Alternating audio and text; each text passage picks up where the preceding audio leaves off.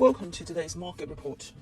The dollar rose on Friday, but a gauge of global stocks retreated on a report that showed US consumer sentiment slumped to a 6-month low in May, reinforcing bearish investor sentiment over talks to raise the US government's debt ceiling.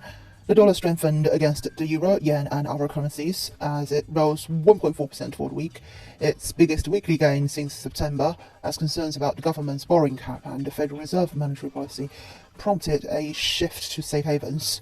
The Congressional Budget Office warned on Friday that the US faced a significant risk of defaulting on payment obligations within the first 2 weeks of June without raising the government's $31.4 trillion debt ceiling, adding that payment operations will remain uncertain throughout May.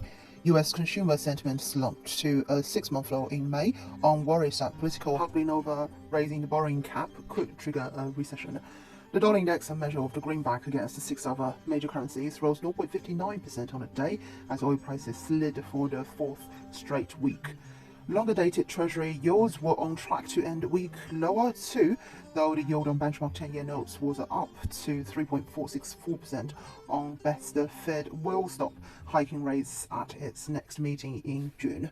MSCI's US-centric gauge of stocks across the globe closed down 0.26%, but the Pan-European Stock 600 index rose 0.4% after upbeat results from Richmond underscored strength in luxury sector.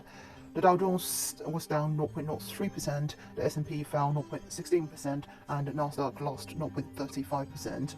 Investors will scrutinize US data for rate clues next week, with retail sales and industrial production figures. The pound was down 0.45% on the day and has fallen from a high of 125.40 to 124.48. Euro dollar is at 108.50. This is today's market report. Thanks for listening. We'll see you next time.